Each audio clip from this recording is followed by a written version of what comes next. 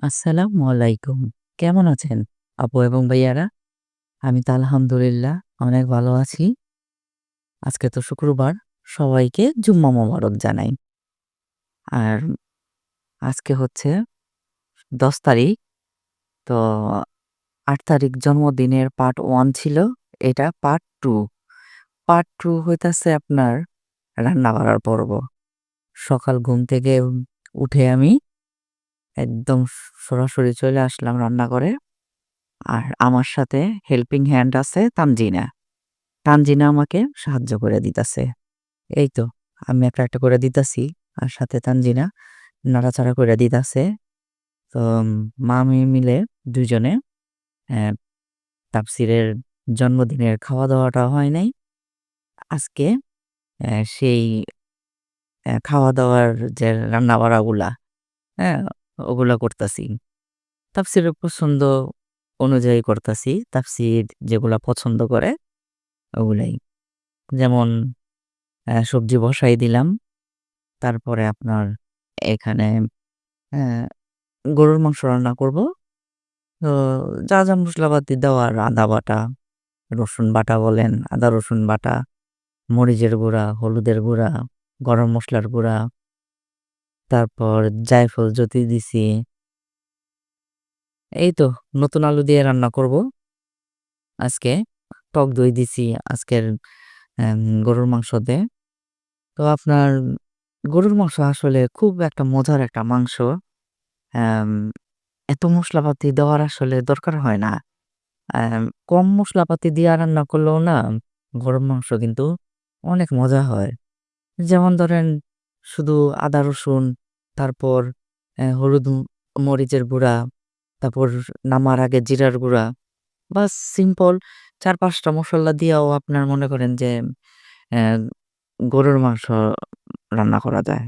কারণ এটা আসলেও একটা মজার মাংস। আম মসলাপাতি থাকলে আপনি দিবেন, না থাকলে শর্টকাটে আপনি আপনার মতন করে রান্না করে আইসা করবেন। তারপর এখানে আমি ভালো করে কষায় নিছি। কষায় নেওয়ার পরে আপনার কালারটা দেখেন, অনেক সুন্দর আসছে না?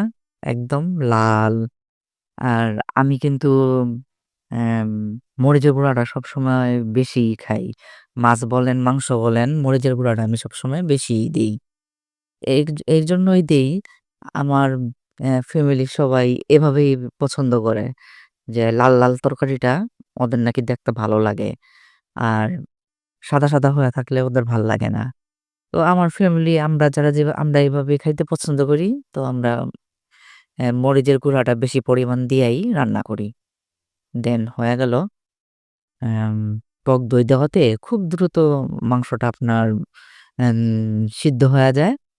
আর এখানে আমি উম বাজার তো আপনার বৃহস্পতিবার করছি। তো সবকিছু আমি একা হাতে গুছায় রাখছিলাম। যেহেতু তানজিনা ছিল না। তানজিনা অফিসে।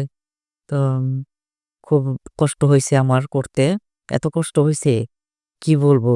তানজিনারে খুব মিস করছি। যে মেয়েটা থাকলে আমাকে মাংস ব্লেন্ডার কইরা দিত, কাবাবগুলা বানায় দিত। মানে এভরিথিং আমার সাথে সব কাজে সাহায্য করত তানজিনা থাকলে। যাই হোক অনেক কষ্ট হইছে। বাট ছেলের জন্মদিনের খাবার-দাবার বইলা কথা। উম রান্না তো করতেই হবে। তাই না? তো আমার কাজ তো এটাই। অ্যাম ছেলেমেয়েরে খুশি রাখাটা, খুশি দেওয়াটা, ওদের পছন্দ অনুযায়ী খাবার রান্না করাটা, এটাই মনে করেন যে আমার কাজ। আর রান্না করতে আমার অনেক ভালো লাগে। কিন্তু ইদানিং ১ সপ্তাহ ধরে শরীরটাও ভালো না তো। তো ওই কারণে অ্যাম একসাথে বাজার নিয়ে আসলে গুছগাছ করা একা একটু অনেকটাই কষ্ট হয়ে যায়। একটু বললে ভুল হবে, অনেকটাই কষ্ট হয়ে যায়। তারপর আমি এখানে রোস্ট রান্না করতাছি। চুলাটা বন্ধ করে দিছি। দেখেন, খেয়াল করে দেখেন উম যে কোনো বুটবুট হইতাছে কিনা? হইতাছে না। চুলাটা একদম বন্ধ। টক দই দিয়ে দিলাম। তারপর চলে আসলো অ্যাম আমার ভাই, ভাইয়ের বউ, ভাতিজি, আমার মা। অ্যাম ওরা আজকে তাফসীরের জন্য একটা আমাদের চকবাজারে বোম্বে কনফেকশনারি থেকে বিশাল বড় একটা কেক নিয়ে আসছে। অনেক বড় কেকটা। কেকের বক্সটা দেখেই বুঝতে পারছেন। তো আমি আসলে কোনোদিন খাই নাই বোম্বের কেক বা ওইভাবে আম ওদের মানে চকবাজার থেকে আসলে কেক আসলে খাওয়া হয় নাই কোনোদিন। তো এই ফার্স্ট টাইম চকবাজারের বোম্বের কনফেকশনারি একটা কেক।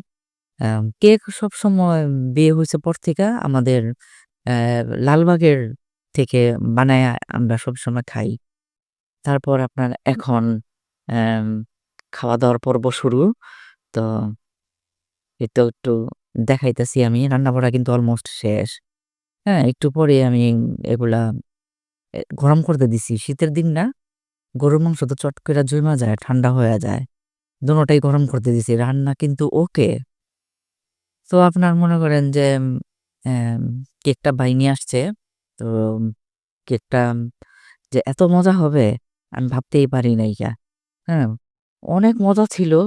চকোলেট কেক তো অনেক চকোলেট ছিল। চকোলেটের ভরপুর ছিল। এত মজা।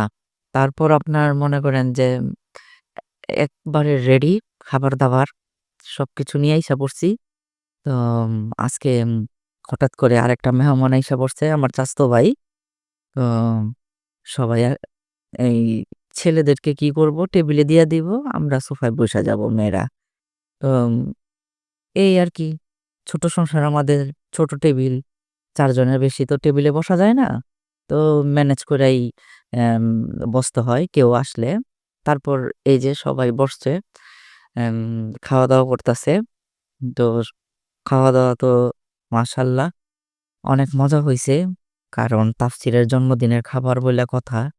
হ্যাঁ? খুব এফোর্ট দিয়া, যত্ন দিয়া, মনোযোগ দিয়া রান্না করছি। এই যে মা, ভাইয়ের বউ, তানজিনা, তারপর আমি, হ্যাম সবাই খাইতে বসছি একসাথে। তো আসলে অ্যাম খাওয়া-দাওয়া অ্যাম এটা বিষয় না। এই যে সবাই আমরা একত্র হইতে পারছি, তাফসীরকে একটু আনন্দ দিতে পারছি, এটাই বড় কথা। খাওয়া-দাওয়া তো আপনার আছেই। জীবনের সাথে মিশা আছে আমাদের খাওয়া-দাওয়া। আমরা বাঁচি তো খাওয়া-দাওয়া, কাজকর্ম সবকিছু যে করি খাওয়া-দাওয়ার জন্যই করি, তাই না? ওটা তো আছেই। যাই হোক কিন্তু মাঝে, মাঝে এরকম মেহমান আসলে সবাই একসাথে খাওয়া-দাওয়া করলে ভালোই লাগে। আচ্ছা, তারপর এখন জন্মদিনের একদম শেষের দিকে। শেষের দিকে হচ্ছে এই বারবি ডলের ড্রেসটা তানজিনা পড়বে। পড়া তাজরি রেডি। হ্যাঁ? তারপর এখন কি বলে ফটো-শটো তুলতাছে সবাই এখন। তারপর আপনার ফটো-শটো উঠা শেষ হলেই কেক কাটবো। দেন হয়ে যাইব আজকের মতো তাফসীরের জন্মদিনের পর্বটা, ২য় পর্বটা শেষ হবে। আর এই যে চইলা যাইতাছে তাদরি, কান্দাকাটি করলো একটু। টাটা বাই, বাই বলতাছে। তো আমিও বাই, বাই। আল্লাহ হাফেজ। ভালো থাকেন, সুস্থ থাকেন। কেমন?